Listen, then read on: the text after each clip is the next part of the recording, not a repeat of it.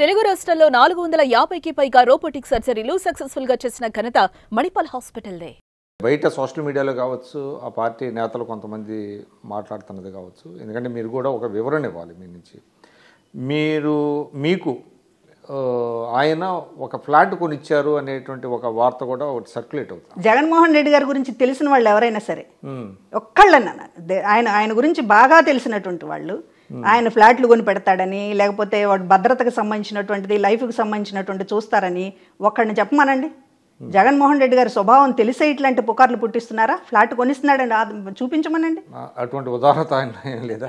చూపించమనండి. వాళ్ళ బంధువుల్ని చెప్పమనండి. జగన్మోహన్ రెడ్డి గారు మాకు ఇల్లు కొనిచ్చాడు, మాకు పెళ్లిళ్ళు చేశాడు, లేకపోతే మాకు సంబంధించి అంతా సెటిల్ చేశాడని ఒక బంధువుని వచ్చి చెప్పమనండి బయటికి. జగన్మోహన్ రెడ్డి గారి స్వభావం తెలిసిన ఎవరైనా సరే ఈ మాట మాట్లాడతారా? ఇది కేవలం ఒక దుష్ప్రచారము, ఒక మసిగుడ్డ ఆవిడతో వేసేస్తే అందుకని ఇంత చేసినా కూడా వెళ్ళిపోయింది అనేటటువంటిది.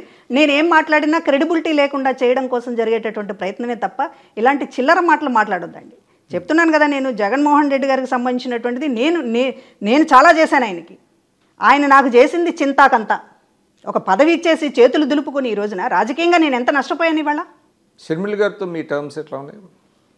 బాగానే ఉంటే ఎవరితోనైనా బాగానే ఉన్నాను కదండి. ఇప్పుడు షర్మిల గారు బాగానే ఉంటారు. మొన్న కూడా ఈ ఆస్తులకు సంబంధించి చాలా కాలం తర్వాత ఆవిడ ప్రెస్ మీట్లో బాధపడినప్పుడు ఒకసారి మాట్లాడాను. ధైర్యంగా ఉండమనేటటువంటిది ఫోన్ మాట్లాడాను. మించి పెద్దగా ఇన్వైట్ చేయలేదా? నాతో రండి కలిసి ట్రావెల్ చేద్దామని అట్లాంటిది ఏమన్నా ఆఫర్ చేశారా? అంటే వస్తే బాగుంటుంది అనేటటువంటిది ఉండొచ్చు.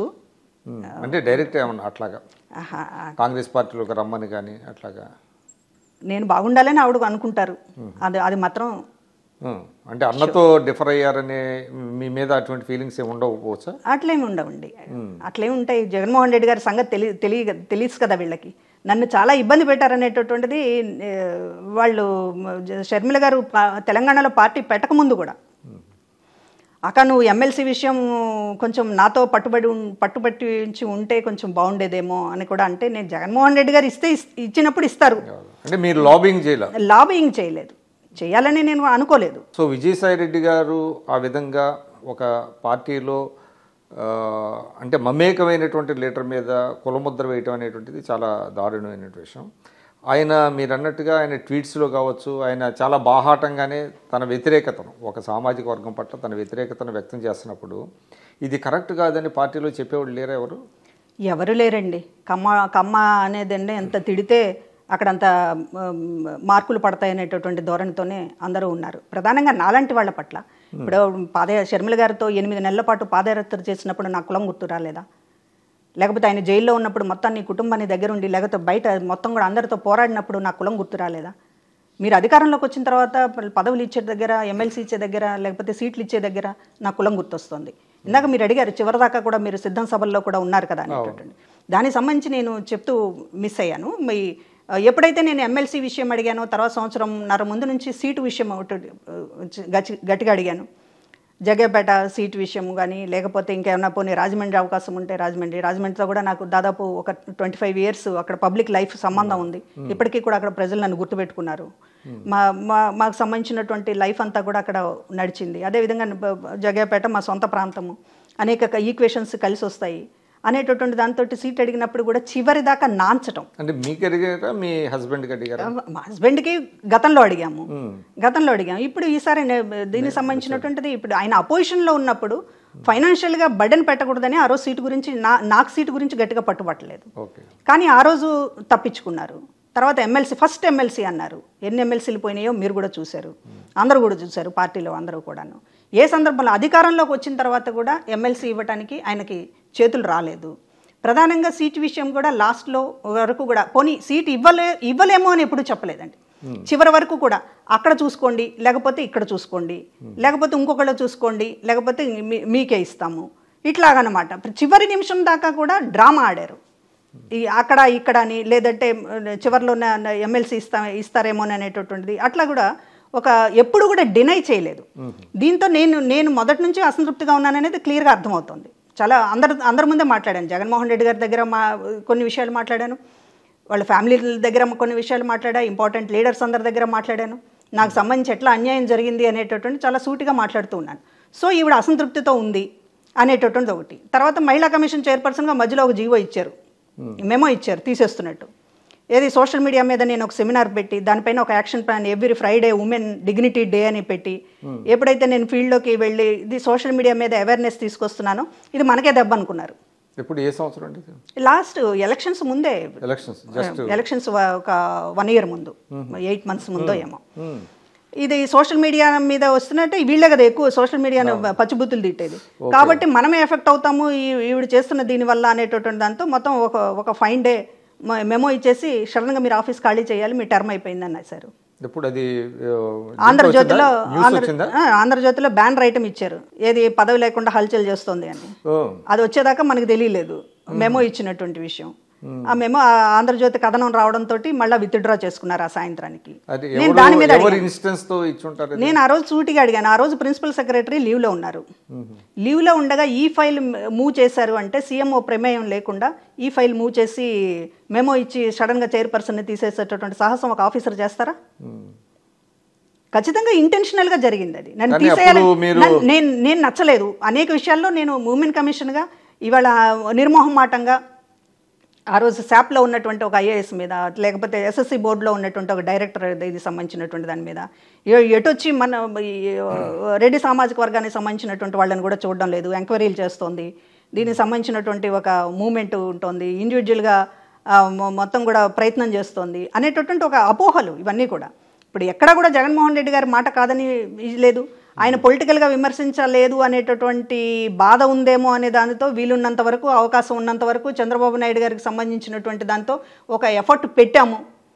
ఈ జగన్మోహన్ రెడ్డి గారు హర్ట్ కాకుండా చాలా జాగ్రత్తగా వ్యవహరించాల్సి వచ్చింది. లేకపోతే షర్మిల బ్రాండ్ అనేటటువంటిది పోగొట్టుకోవడానికి కాస్త భారత్కి సంబంధించినటువంటిది మాట్లాడాల్సి వచ్చింది. ఇన్ని జాగ్రత్తలు తీసుకున్నా కూడా నన్ను కార్నర్ చేయటం ఖచ్చితంగా ఇది ముఖ్యమంత్రి ప్రమేయం లేకుండా ముఖ్యమంత్రి సీఎంఓ ఆఫీస్లో చీమ చిటుకు మనదు. జగన్మోహన్ రెడ్డి గారికి తెలియకుండా సీఎంఓలో వాళ్ళు నన్ను తీసేస్తారని నేను ఎలా అనుకుంటాను? సలహాదారులు ఉన్నారు కదా, ఎవరైనా కానీ ఆయనకి తెలియకుండా జరుగుతుందని నేను అనుకోవడం లేదు. సలహాదారులే చెప్పారో లేకపోతే ఆయన సలహాదారులకి ఆయనే సలహా ఇచ్చాడో మొత్తానికి మేలుకోలేకపోయారు. ఏదండి అప్పుడు మీరు ఎందుకు మేలుకోలేకపోయారు? ఈ విధంగా జరుగుతున్నది చెప్తున్నానండి. అదే ఈ మొత్తం పరిణామాలు చూసి ఇవిడ చాలా అసంతృప్తిగా ఉంది. ఎలక్షన్స్ ముందు ఏదైనా దెబ్బేస్తుందేమో అనేటటువంటి దానితోటి చివరికి సీటు కూడా ఇవ్వలేదు కదా, సీటు కూడా ఇవ్వలేదు, ఎమ్మెల్సీ ఇవ్వలేదు, లేకపోతే దీనికి సంబంధించిన పదవి కూడా పోగొట్టేటటువంటి ప్రయత్నం చేశాము. ఇంత చేసిన తర్వాత ఆవిడకి సరిగ్గా పొలిటికల్గా ఒక ప్లేస్ కల్పించినట్టయినా డ్రామా ఆడదామని అనుకున్నారు. అంతకుముందు ఎలక్షన్స్ ముందు చెప్పారు, మీరు ఎలక్షన్ కమిషన్ దగ్గరికి వెళ్ళండి, రోజు మీడియాతో మాట్లాడండి అని. అంటే నాకు ఏదైనా ఫీల్డ్ వర్క్ అప్ చెప్పండి, నాకేమంత ప్రచార యావగా నేను ఏదో పోయి మీడియాతో మాట్లాడి ఎలక్షన్ కమిషన్తో మాట్లాడి నేను ఆ రోల్ తీసుకోవాలని నేను అనుకోవడం లేదు. పొలిటికల్గా నేను మిస్ అయ్యాను, చాలా వరకు మిస్ అయ్యాను. ఈ 5 ఏళ్ళు నన్ను చాలా మిస్ చేశారు. దీనికి సంబంధించినటువంటిది దాన్ని పొలిటికల్ యాక్టివిటీ ఇవ్వండి అని చెప్పి అడిగాను. చివరికి సిద్ధం సభలలో ఒక యాంకరింగ్ పాత్ర అనేటటువంటిది ఒకటి దాన్ని ఒక క్రియేట్ చేసి సాటిస్ఫై చేయాలని, అంతకుమించి ఏం లేదు. సీట్ ఇవ్వలేదు కదా, సీట్ ఇవ్వలేదు, బయటికి వెళ్లకుండా చూసేటటువంటి ప్రయత్నంలో సిద్ధం సభల్లో ఏదో ఇంపార్టెంట్ రోల్ ఇస్తున్నట్లుగా పెట్టారు. అది కూడా ఏంటి, సిద్ధం సభల్లో ఒక ఇంటరాక్షన్ మీటింగ్స్ కరెక్ట్గా మూడు మీటింగ్ల వరకు భరించారు నన్ను. 3 పేరు వచ్చేస్తుంది, ఏదో మొత్తం కూడా ఆవిడే నిర్వహిస్తుంది అన్నట్టు వస్తుంది. నేను అక్కడ మాట్లాడింది 2 నిమిషాలు, సిద్ధం సభలో మాట్లాడిన 2 నిమిషాలు. స్టేజ్ మీద అందరికీ కుర్చీలు వేసేవాళ్ళు, నాకు కుర్చీ వేసేవాళ్ళు కాదు, అవమానించే పద్ధతి అనమాట. అది కూడా అక్కడ కూడా యాంకరింగ్ అనేది పొలిటికల్ యాంకరింగ్ అంటే మనమేమి ప్రొఫెషనల్ యాంకరింగ్స్ కాదు కదా, అంతవరకే ఉండాలనేది వాళ్ళు అనుకున్నారు. నేను ఏదో 2 మాటలు మాట్లాడితే అది కూడా ఏదో పాపులారిటీ వచ్చేస్తుంది అనేటటువంటి దాంతో 3 సభలు జరిగినాయి ఇంటరాక్టివ్ మీటింగ్. 4వ సభని దగ్గర నుంచి మొత్తం రద్దు చేసి పడేశారు. దాని వెనక కూడా జగన్మోహన్ రెడ్డి గారు అంతే కదా, చాలా మంది ఉండొచ్చు, జగన్మోహన్ రెడ్డి గారు కూడా ఉండొచ్చు. ఎక్కడ కూడా పేరు రాకూడదు, ఎక్కడ 5 ఏళ్ల పాటు నా పేరు రాకూడదు అనుకున్నారు, నా ముఖం కనపడకూడదు అనుకున్నారు, ఐసోలేట్ చేయాలనుకున్నారు, పూర్తిగా పక్కన పెట్టాలనుకున్నారు. కంప్లీట్గా పొలిటికల్ ట్రాక్ నుంచి తప్పించేసి నన్ను ఒక కాన్స్టిట్యూషనల్ పోస్ట్లోకి ఇచ్చేశారు. ఉండవల్లి అరుణ్ కుమార్ గారు నాకు ఈ పోస్ట్ ఇచ్చిన వెంటనే రాజమండ్రిలో ఏదో పెళ్లిలో కలిసినప్పుడు అన్నారు, మీ పార్టీ ఎన్ని పొరపాట్లు చేస్తుందంటే నీలాంటి వాళ్ళని తీసుకెళ్లి జడ్జి పోస్టులో కూర్చోబెట్టారే, అయ్యే పొరపాట్లు అంటే అని చెప్పి అన్నాడు ఉండవల్లి గారు. అంటే ఇదేం పొరపాటు కాదు, ఇంటెన్షనల్గా నన్ను తప్పించాలని చెప్పి చూశారు. కానీ మళ్ళీ లాస్ట్లో ఏదో మళ్ళీ పొలిటికల్ ట్రాక్ ఎక్కేస్తుందని చెప్పి 3 మీటింగులు పెట్టారు, మొత్తం మిగతా అన్ని రద్దు చేసేసారు. దాన్ని మళ్ళీ చివరిలో నేను ఏదో పొలిటికల్గా వాళ్ళ అవకాశం ఇచ్చినట్టు దాన్ని ఈరోజు మాట్లాడుతూ ఉన్నారు. నాకు చేసినటువంటి అన్యాయం కానీ ఒకటి చెప్పండి, సిద్ధం సభల సందర్భంగా మీకు డౌట్ రాలేదా ఈ మళ్ళీ అధికారంలోకి రారేమో అనేటువంటిది? లేదు, డౌట్ రాలేదు. వచ్చిన సందర్భాల్లో కూడా మమ్మల్ని చాలా వరకు నేను సీఎం దృష్టిలో కూడా తీసుకెళ్ళాను. ల్యాండ్ టైటిలింగ్ యాక్ట్కి సంబంధించి జరుగుతున్నటువంటి అలజడి కావచ్చు, ప్రధానంగా లిక్కర్కి సంబంధించి నేను ఎప్పటికప్పుడు చెప్తూనే ఉన్నాను. లిక్కర్ మీద చాలా అసంతృప్తిగా ఉన్నారు, మనకు రూపాయి ఇచ్చి 10 రూపాయలు లాక్కుంటున్నారని ప్రజలు అనుకుంటున్నారు అని చెప్తే, ఏంటమ్మా ఏం మాట్లాడుతున్నావు నువ్వు, ఇలాగే కొట్టుపడేసేవాళ్ళు. ఏం మాట్లాడుతున్నావు నువ్వు, క్వాలిటీ లేనిది ఇచ్చి జనాల ఆరోగ్యాన్ని దెబ్బతీస్తున్నారు. అది ఉంది, పబ్లిక్లో ఉంది. ఎవరైతే బటన్ నొక్కడం అనేటటువంటి కార్యక్రమం ద్వారా మొత్తం ఓటు బ్యాంకు మనకు ఉంది అని చెప్పి అనుకున్నారో, ఆ ఓటు బ్యాంకులోనే ఈ లిక్కర్కి సంబంధించినటువంటిది మేజర్గా డిఫెక్ట్ ఉంది అనేటటువంటిది దృష్టిలో అందరికీ కనపడుతున్నటువంటి విషయమైనా పైన ఎందుకో మరి వాళ్ళు నమ్మలేదా, లేకపోతే వాస్తవాలు చూడడానికి నిరాకరించారా, లేకపోతే మళ్ళీ అధికారంలోకి వస్తామంటేనే తమ పబ్బం గడుస్తుంది అనేటటువంటి దాంతో అక్కడ కూడా ఒక నాటకం ఆడారా? ఏం జరిగింది? వాస్తవం అధికారంలో ఉండి ఓడిపోతున్నామని తెలియకపోతే ఇంకా అంతకంటే తప్పిదం ఇంకోటి ఉండదు. వాళ్ళు మోసం చేసుకున్నారేమో. మోసం చేసుకున్నారు కదా, మోసం చేశారు, అనేక మందిని మోసం చేశారు.